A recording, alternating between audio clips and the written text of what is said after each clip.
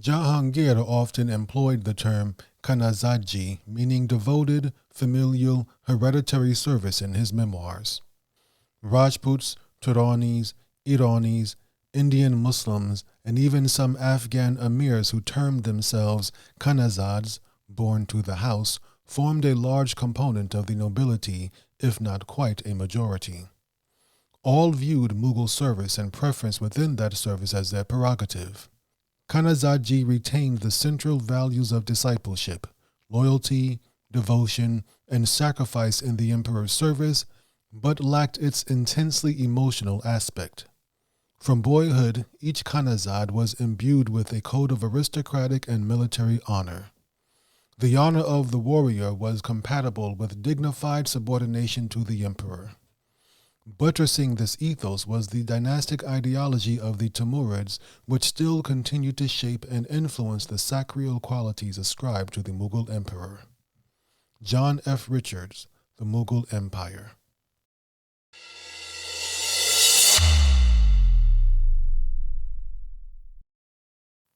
Assalamu alaikum. Welcome back to Season 9 of the Islamic History Podcast. This season, we are continuing our discussion of the Mughal Empire. This is episode 9-7, Shah Jahan's Sons. Let's do a very quick recap of the previous episode. Emperor Shah Jahan continued the process started by Akbar the Great and tried to push south into the Deccan. Doing so, he inevitably wound up going to war against some of the Deccan sultanates. During the campaign, the Maratha commander Shivaji at times fought with the Mughals and at other times fought against them. Eventually, however, Shivaji was forced into exile and his son, Shivaji, took over his territory in the Deccan. Shivaji began conducting raids mostly against the Deccan Sultanate of Bijapur. Emperor Shah Jahan struck deals with the Deccan sultanates, then attempted to expand his domain north into Central Asia. But after some initial success, the Mughals got bogged down in Termez, Uzbekistan near the Afghanistan border. And eventually the Mughals had to retreat back to India. The following year, the Persians of the Safavid Empire occupied Kandahar, and despite several attempts, the Mughals were not able to get it back.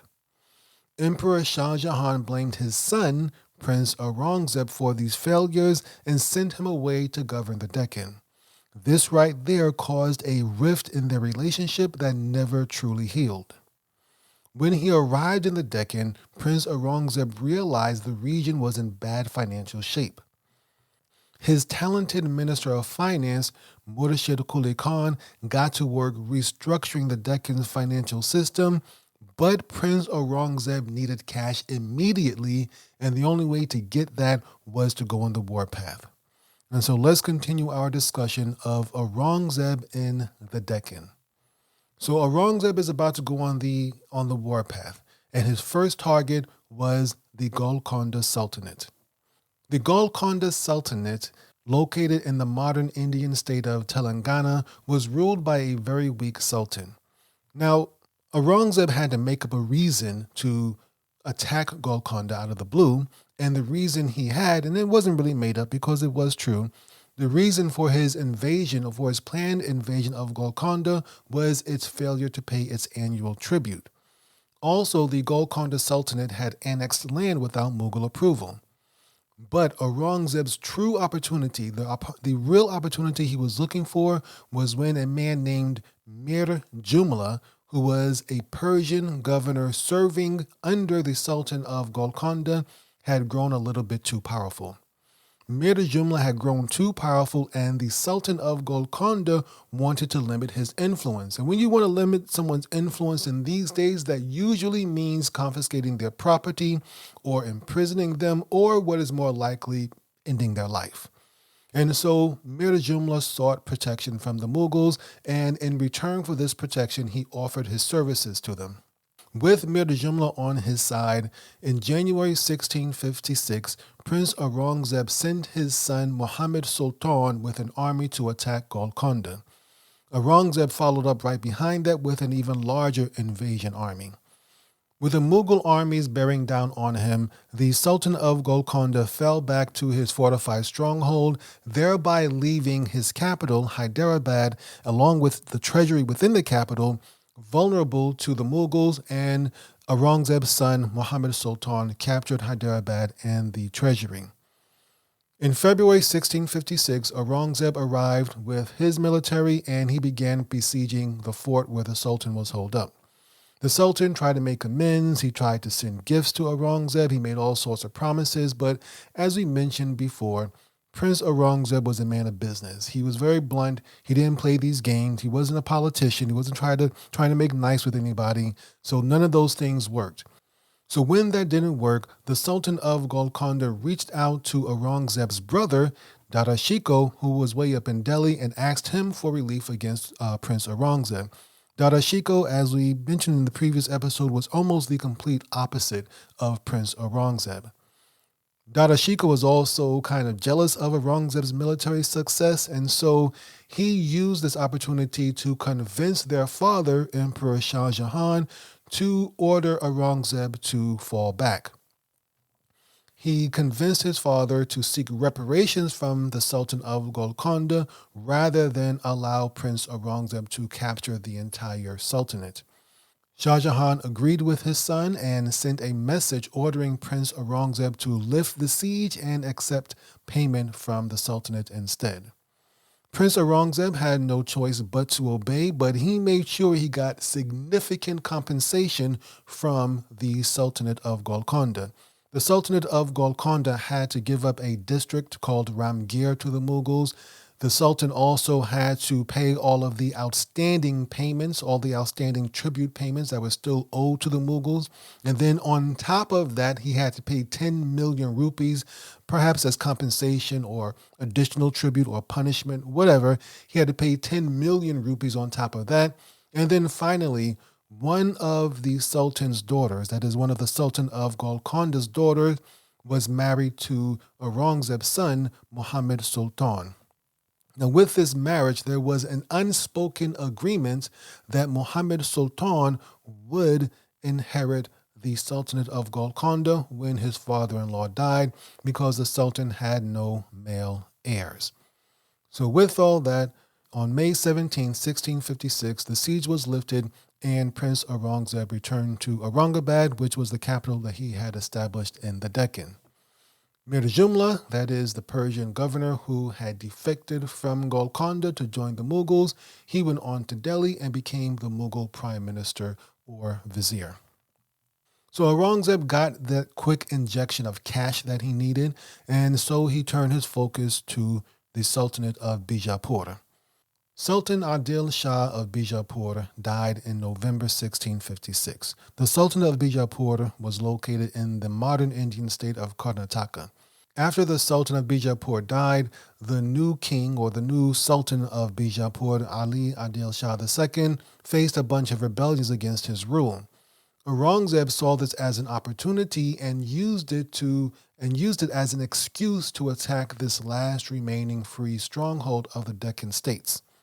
His excuse was basically that Ali Adil Shah II, the new Sultan of Bijapur, was not the legitimate heir, and he didn't belong on the throne.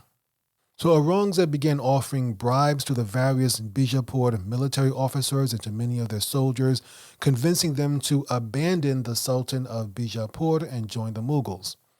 So finally, in February 1657, Aurangzeb and his new best friend, Mir Jumla, that is the former governor in Golconda, marched on the city of Bidar and besieged its fortress. And after a month, the fortress was finally captured. From there, they marched on to Kalyani, which was about 35 miles west of Bidar. Within 2 months, a 2-month-long siege, that fell as well to Prince Aurangzeb. And from there, he systematically defeated all resistance in Bijapur. So by July 1657, remember this all started in February 1657, by July 1657, all of the major cities of Bijapur had been captured by Prince Aurangzeb, and it appeared that the conquest of Bijapur was all but done. However, that hater up in Delhi, Dara Shikoh, interfered again. He did not want Aurangzeb to get too much glory, and Dara Shikoh again intervened, and convinced their father to order Aurangzeb to withdraw from Bijapur in exchange for monetary payments. On top of that, Emperor Shah Jahan recalled the military reinforcements that he had sent to Aurangzeb, cut off his supplies to Prince Aurangzeb, and so Prince Aurangzeb had no choice but to sign a peace treaty with the Sultanate of Bijapur. Bijapur had to pay 10 million rupees and surrender a bunch of forts to the Mughals, and with that, Prince Aurangzeb withdrew back to Ahmednagar. All right, so now with all of this going on in Bijapur, at the same time, Shivaji was getting kind of ambitious. Remember who Shivaji was. First of all, Shivaji was the son of Shahaji, and Shahaji was a Maratha commander initially under the service of Malik Ambar. Shivaji had some success in Pune. Pune is near Mumbai. Just to catch up real quick about what happened, the Sultan of Bijapur had imprisoned Shahaji, that is Shivaji's father, in retaliation for Shivaji capturing various fortresses that belonged to Bijapur. Once that happened, once his father was imprisoned, Shivaji sought help from the Mughals by going through Aurangzeb's brother, Murad Bakhsh, not Dara Shikoh, Murad Bakhsh. And with that, he agreed to join the Mughals with his 5,000 soldiers. And so the Mughal emperor, the Mughal empire, I should say, applied pressure to Bijapur, and ultimately Shahaji, Shivaji's father, was released. So this gave Shivaji a sense of confidence because he was successful in conquering and capturing several fortresses in Pune and getting his father released. And so he got kind of big for his britches there. He got kind of overconfident and big-headed. So he began, after his father was released, he resumed his raids against Bijapur, and he got the idea for some weird reason to start attacking Mughal territory in the Deccan, and that right there was a bit too much. He had gone too far. He bit off more than he could chew. When Prince Aurangzeb found out, he sent his officers and just smacked Shivaji all over the place. Shivaji had to flee into the Western Ghat Mountains, with his remaining troops. And Aurangzeb would have probably pursued him into the mountains, but with the monsoon season approaching, he decided to just let it go and not go after him. So this was all happening around the same time that Aurangzeb was fighting Bijapur. After Bijapur capitulated to Aurangzeb's demands, Shivaji used this opportunity to try to make amends with Aurangzeb. He wrote a letter begging for mercy from Aurangzeb and promising to remain loyal to the Mughals. Aurangzeb went ahead and accepted it because he was really more focused on things happening up in Delhi, what was going on in the royal court to the north, and his father's health was failing. We're going to get into all that in just a moment. And he didn't really want to worry about Shivaji. In his mind, Shivaji was a minor deal, but long term, this would prove to be a big mistake. I'm going to read an excerpt from one of the many research papers I read in putting together this podcast. Just listen here. Pearson puts Aurangzeb in the dock once again when he contends that what sounded the death knell of the great Mughals was the emergence of Shivaji and his Marathas as a parallel powerful body. Worse still, while Aurangzeb generally blundered in his dealings with the Marathas on 4 specific occasions, according to Pearson's assessment, his unwise and tactless handling of the rebels was decisive.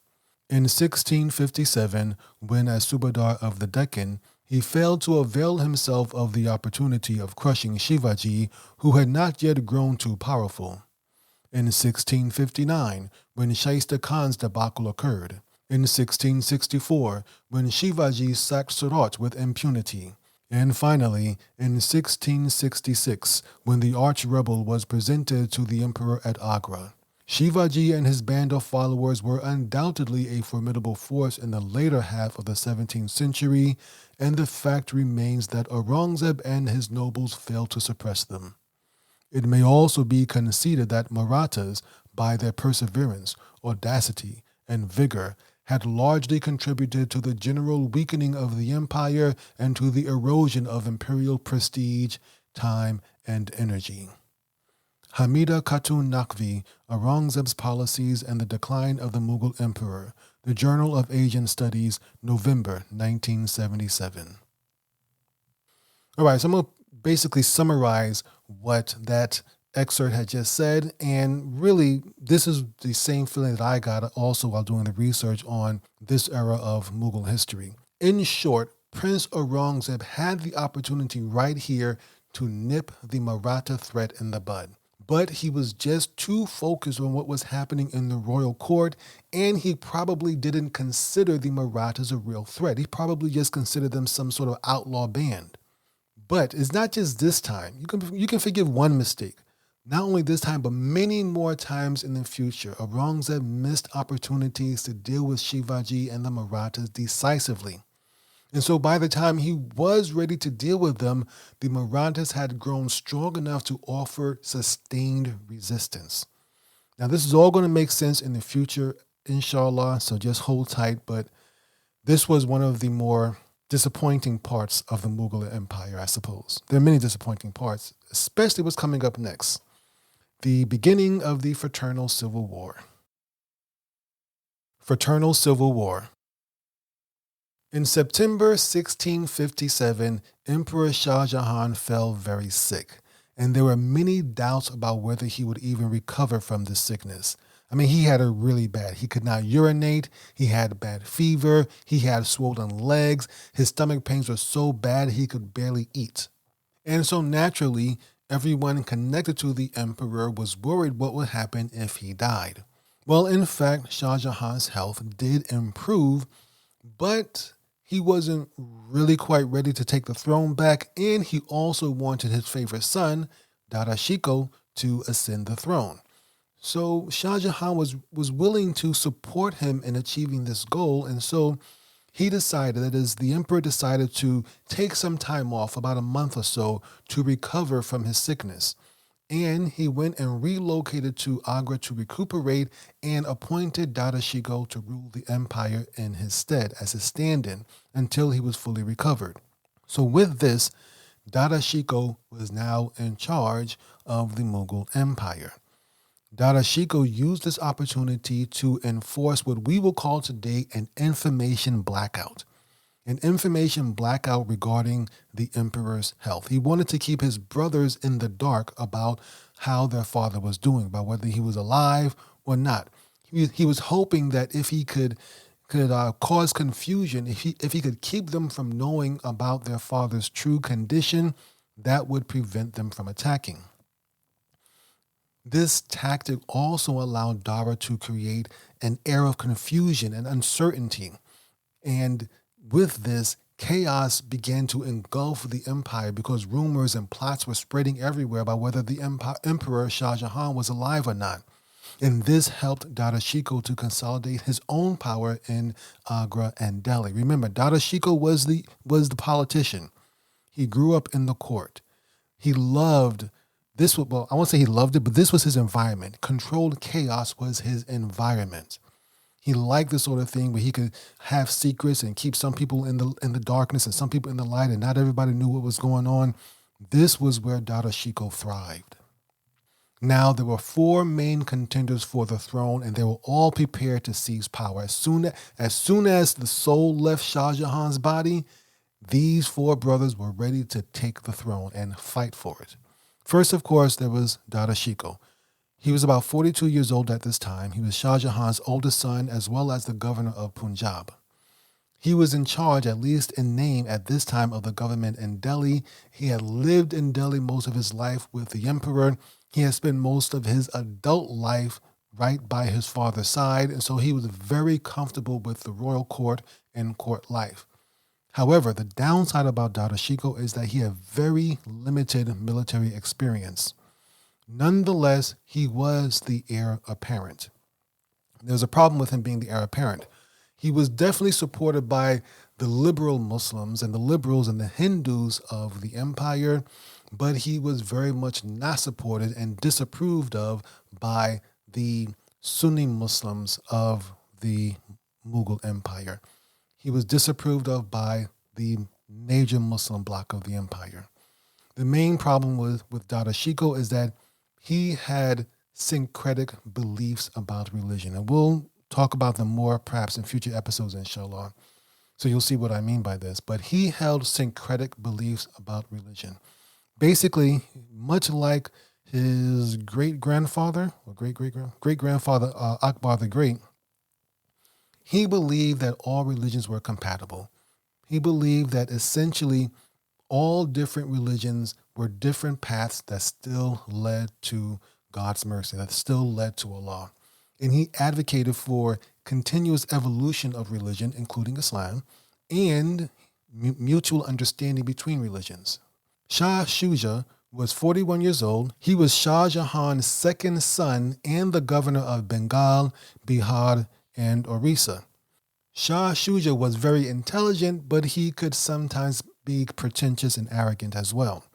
He followed Shia traditions, and therefore he had the support of the Shia Muslim community in the Mughal Empire. The next contender was Aurangzeb. Aurangzeb was 39 years old at this time. He was Shah Jahan's third son and the governor of the Deccan. Prince Aurangzeb, as we all well know, was a strict Sunni Muslim. He did not play around with that. He had the most military experience, having fought in both the Deccan and Central Asia, and he was also supported by the Prime Minister, Mir Jumla. Finally, the fourth contender was Prince Murad Bakhsh. He was the governor of Gujarat. He was 33 years old. He was known to have been a very brave man, but not a very smart guy. And we'll see some of the dumb stuff he does in just a few moments. So just like the Ottomans at this time, the Mughals were going to have to decide the successor to the throne through warfare, not through the oldest son or the oldest child or the oldest relative, any of that stuff. No, succession is going to go through the last man standing. Each of these sons, they were governors of large imperial provinces. Therefore, they all had large armies under their command.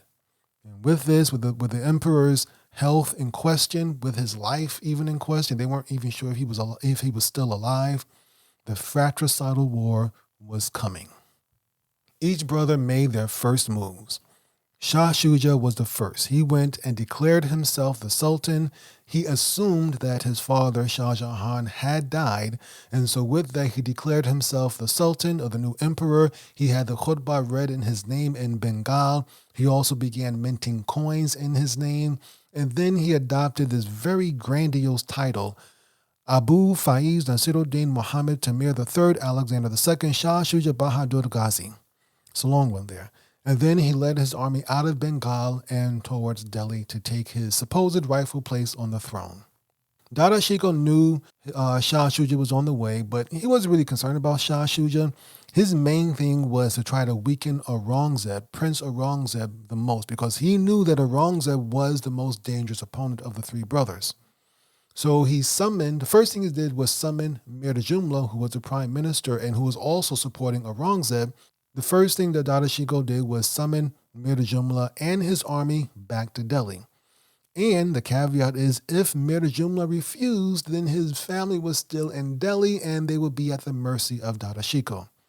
So in order to protect him, Aurangzeb had Mir Jumla arrested on a fake charge. So when the message came, the message was returned to Dara Shikoh that Mir Jumla cannot come because he's riding away in a prison. And so that was how Aurangzeb was able to protect Mir Jumla. So with that plan failed, Dara Shikoh then ordered Prince Murad Bakhsh to go and occupy Berar. He was hoping that if Prince Murad would occupy Berar, this would allow Murad's army to intercept Aurangzeb's army as Aurangzeb tried to move north. But this plan also failed because Prince Murad, just like his brother Prince Shah Shuja, immediately proclaimed himself the emperor as well. And with his declaration, he began gathering money to prepare for this war against his brothers, whom he believed were the pretenders to the throne. The first thing he did was kill the Mughal Minister of Finance in Gujarat. That was a weird one. So I'm saying that he was kind of dumb. Prince Murad was the governor of Gujarat, but the Minister of Finance in Gujarat worked for the emperor and not for the governor. But I guess he was in his way, and so Prince Murad had the Minister of Finance killed. then ransacked the treasury of Gujarat, and then had his army loot the city of Surat, which is in southern Gujarat. Aurangzeb, however, he was the only one who didn't make any overt moves or proclamations. He didn't come out and say, I'm the emperor. He didn't have the khutbah read in his name. He didn't have any coins minted in his name. He quietly prepared for the war that was coming. He was already supported by Mir Jumla and his forces. Furthermore, Aurangzeb had his sister, Roshan Ara Begum, in Delhi acting as his spy and his informant within the court, so he was able to get updated information about what Dara Shikoh was doing.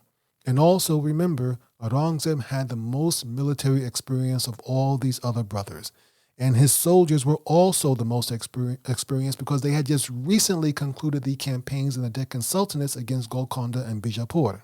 Finally, the Deccan was far enough away from all of these other places, Bengal, Delhi, and Gujarat, that he didn't really have to worry about any of these guys coming south to invade him, at least not for the time being. He moved in silence and held back from making any sudden moves until he was certain that their father was dead. But at the same time, there was a catch. There was a catch because he couldn't let his brothers gain too much of a foothold. And he didn't want to give Dara Shikoh time to start trying to bribe his officers and bribe his allies to defect and come over to his side. So Prince Aurangzeb had to make some moves, but he had to do them quietly. So Prince Aurangzeb reached out to his two other brothers and convinced them to form an alliance against Dara Shikoh. Now, there are some reports, some historians who say that this secret coalition between the three brothers might have been made as early as 1652. Their father fell sick in 1657, so this might have been an agreement, an alliance made even 5 years before that. Aurangzeb, despite his disagreements and his rivalry with Dara Shikoh, he had remained on good terms with Shah Shuja and Murad, his two other brothers. He had told them that he had no imperial ambitions.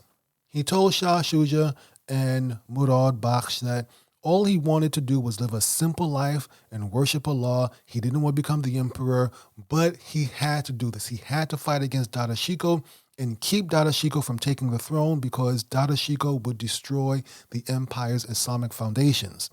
So he convinced his brothers that this was why they were joining in an alliance against Dara Shikoh, not because Aurangzeb wanted the throne, not because he wanted to become the emperor, but because he wanted to stop Dara Shikoh from bringing Taghut, from bringing un-Islamic practices, from removing Islam in the empire. He promised his two brothers that he was willing to share the empire between them once they got rid of Dara Shikoh and removed the threat that he represented. Now, Emperor Shah Jahan, still up in Agra, somehow or another he learned about this alliance. He recognized the threat that this alliance would pose to Dara Shikoh's authority. So the Emperor Shah Jahan secretly sent letters to all three brothers promising to support them if they turned against their other brothers. That's the thing. The father sent a letter to Aurangzeb, to Shah Shuja, to Murad, telling them that if they turned against the other brothers, then he would support them. This foolish move sealed the emperor's fate. Remember, the three brothers did not know. They weren't sure if he was alive or dead. But once they received these letters from their father, this confirmed that he was alive. Secondly, it proved to Aurangzeb that his father was just as dangerous as Dara Shikoh. And so with this information now, the three princes sent a letter to Shah Jahan, Emperor Shah Jahan, expressing their intention to visit him. They wanted to visit their father. Yes, they were coming with a bunch of armies, with a bunch of soldiers and weapons of war and cannons and all sorts of things, but all they wanted to do was visit their father. Once again, Shah Shuja made the first move. So he led his army from Bengal and reached the Hindu holy city of Benares on January 24th, 1658. Benares is also known as Varanasi, and it's about 400 miles east of Delhi. Dara Shikoh, when he heard that Shah Shuja was on the warpath, he sent a large army, which was commanded by his son, Suleiman Shikoh, to go and confront Shah Shuja. Suleiman Shikoh was joined by one of Dada's allies, a man named Jai Singh. Jai Singh was a Rajput general serving under the Mughal Empire, and he was also the son of Raja Man Singh, who had initially fought against Akbar. Well, the two armies clashed at Bahadurgarh in February 1658, which is just outside of Delhi in the modern Haryana state of India. Shah Shuja, the brother, was defeated and fled back to Bengal. As he was running, Suleiman Shikoh, that is Dara Shikoh's brother, pursued him as far as Bihar, which was nearly 400 miles away. So now Shah Shuja is out the picture. So it's just Prince Murad and Prince Aurangzeb coming together to fight against Dara Shikoh. In February 1658, Aurangzeb left the Deccan to go and meet up with Murad. Remember, Murad is in Gujarat. Now, Dara Shikoh up in Delhi, he knows these two are coming after him. They're coming up to get him. So he sends another force to try to head off this alliance so these two can't meet up. This new force is led by the Raja of Mewar, which is in Rajasthan today, a man named Jaswant Singh. So his deal, Jaswant Singh, his goal is to meet Aurangzeb and prevent Aurangzeb from connecting with Murad. The two armies met at Dharmad and fought on April 15, 1658. Dharmad is in Madhya Pradesh, about 400 miles south of Delhi. Well, to put it short, Jaswant Singh was absolutely no match for Aurangzeb, and he was completely defeated. And with Jaswant Singh swept to the side, Aurangzeb's forces continued on and eventually joined up with Murad Bakhsh's forces from the Gujarat, and together the two armies, really three armies, continued marching north towards Delhi. I say three armies because we also have Mir Jumla's army as well, who was an ally of Prince Aurangzeb. So now Dara Shikoh is running out of options. He's running out of options. His father, Shah Jahan, Emperor Shah Jahan, is fully recovered by this time, and he sees what is happening. He sees his brothers fighting against each other, and he is completely appalled. So he tries to convince Dara to let his brothers come to Agra. He wants to meet with them. Maybe he can talk with them, convince them to stop all this. But Dara was very concerned. He was worried. He was scared after the loss at Dharmad. After Jaswant Singh was defeated at Dharmad, he is really concerned because now there is nothing between him and Aurangzeb and Murad. So Dara Shikoh, he ignores his father's advice, says, nah, we're not going to do that. Now, Dara Shikoh had sent a letter to his son, Suleiman Shikoh, to come and help Jaswant Singh against Prince Aurangzeb, but because Jaswant Singh had chased Shah Shuja all the way across North India, he was too far away to respond in time. So now there was nothing between the combined forces of Prince Aurangzeb and Prince Murad Bakhsh and Dara Shikoh.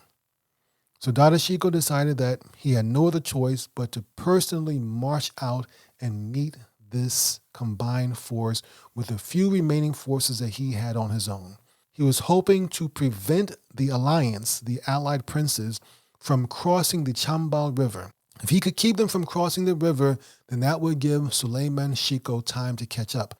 But once again, as I said before, Aurangzeb was the experienced commander. He easily outmaneuvered Dara Shikoh's little plan.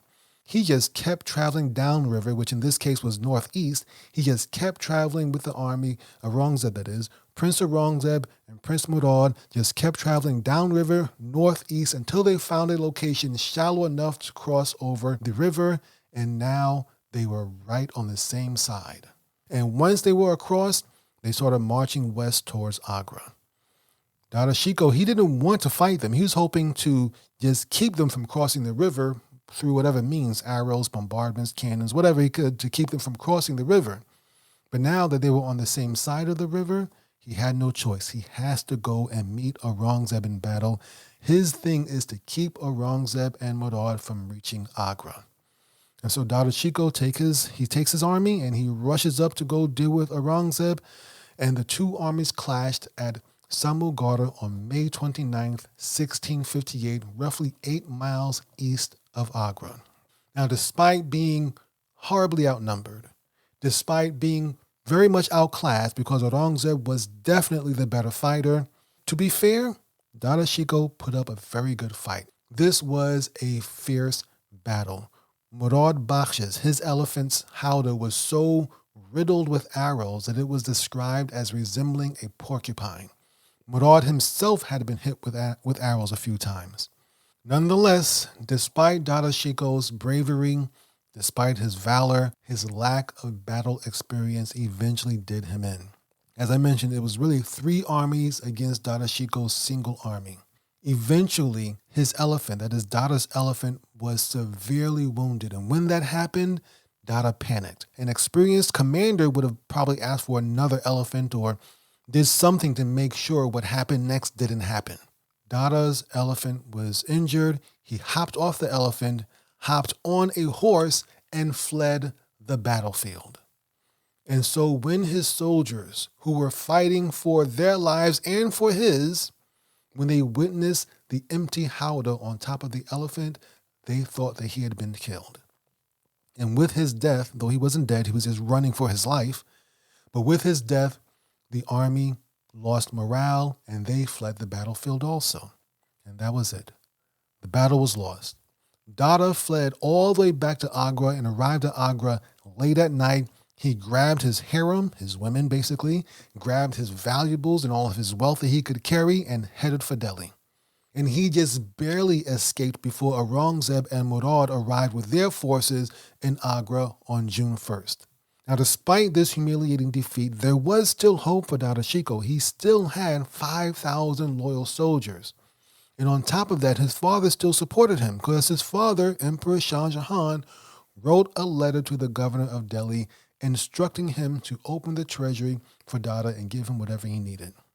So Aurangzeb is now in Agra and he sets up camp at Bagh-e-Noor, which means Garden of Light. This was one of the gardens in Agra that had been originally built by Babur, the founder of the Mughal Empire. Once he set up camp, he sent a letter to his father explaining his actions and seeking forgiveness. We're going to read an excerpt from this letter now. Obedience was my position, and I never went beyond my limit, for which all-knowing Allah is my witness. But, owing to the illness of your majesty, the prince, Dara, usurping all authority and bent upon propagating the religion of the Hindus and the idolaters, and upon suppressing the faith of the prophet, had brought about chaos and anarchy throughout the empire, and no one had the courage to speak the truth to your majesty. Believing himself to be the rightful ruler, he, Dara, deposed your august majesty, as has been mentioned in my previous letters. Consequently, I started from Burhanpur, lest I should be held responsible for not providing a remedy for the disorders that were cropping up throughout the country. All the time, accepting the enemy of the true faith, Dara, siding with whom is a real sin, there was no one between us, as victory is never gained without Allah's help, which is the result of true obedience. Please notice how the divine assistance comes to my help. God forbid that with your majesty's connivance, the theories of the apostate, Dara, become translated into practice and the world gets darkened with infidelity. Under the circumstances, thanks are due to the master of fate for whatever has been brought about. All that I owe to you for my upbringing is far beyond any adequate expression of gratitude on the part of my poor self, and I cannot, on any account, forget your kindness and my responsibilities and allow myself, for the sake of this short life, to create any rancor in your heart. Whatever happened was due to the will of Allah and for the good of the country and nation. All right, so let me break that down for you, what Aurangzeb is writing to his father. He is essentially saying that Dara Shikoh had taken advantage of their father's illness and usurped the throne. Prince Aurangzeb believed that he had no choice but to go to war against his brother in order to preserve Islam in the empire. He went on to say that his victory against Dara Shikoh was evidence that Allah approved of his actions, that he would never hurt his father, to whom he owed so much, simply to gain something from this world. Emperor Shah Jahan, who is now holed up in Agra's Citadel, its fortress, he received the letter, and so he sent gifts and wrote back to Aurangzeb asking him to come and talk things out. Included in the gifts that he sent to Aurangzeb was a sword named Alamgir, which means world conqueror. And from that point forward, Aurangzeb was known as Aurangzeb Alamgir. Despite how much he loved this sword, however, Aurangzeb refused to meet his father, and instead he sent his son, Muhammad Sultan, with a message to his father to surrender the citadel. Of course, Emperor Shah Jahan refused, and when the emperor refused, Aurangzeb abandoned all pretenses. He no longer pretended that he was just trying to protect his father from Dara Shikoh and his religious deviance. Prince Aurangzeb proceeded to besiege the citadel with his father inside. Now, the citadel was strong enough to withstand Aurangzeb's military bombardment, but it was not equipped to withstand a long siege. And Aurangzeb, he was a military commander, of course. He cut off the water supply to the citadel, and that was it for Shah Jahan. Shah Jahan, who was, I hate to say spoiled, but he was an emperor. He had been used to the finer things in life. He could not take drinking the stale and fetid water from the old wells within the citadel that hadn't been used in years. Agra hadn't been put under siege in decades. All it took was 3 days, and Emperor Shah Jahan surrendered. 3 days of bad water, and he was ready to surrender to his son. Aurangzeb had his father placed under house arrest, and then he appointed his son, Muhammad Sultan, as his guardian, and Shah Jahan still had access to his harem and his luxuries, but Emperor Shah Jahan would spend the remaining 8 years of his life as a prisoner in his own home. With that, Prince Aurangzeb has effectively taken over the empire. 3 days after the citadel siege, Aurangzeb decided to visit his father, his imprisoned father. But on the way, Aurangzeb discovered a plot by a couple of slave girls to assassinate him as soon as he arrived. On top of that, his soldiers also intercepted a letter from Shah Jahan to Dara Shikoh guaranteeing his continued support. So with these two plots, the letter and the slave girls who were going to assassinate him, Prince Aurangzeb changed his mind about visiting his father, and in fact, the two men, father and son, never met again. They never saw each other during Shah Jahan's 8-year confinement. Meanwhile, Aurangzeb's sister, Jahanara, we mentioned her in the previous episode. She had been badly damaged or badly burnt. She tried to convince her brother, Aurangzeb that is, to share the empire with the other three. But Prince Aurangzeb refused.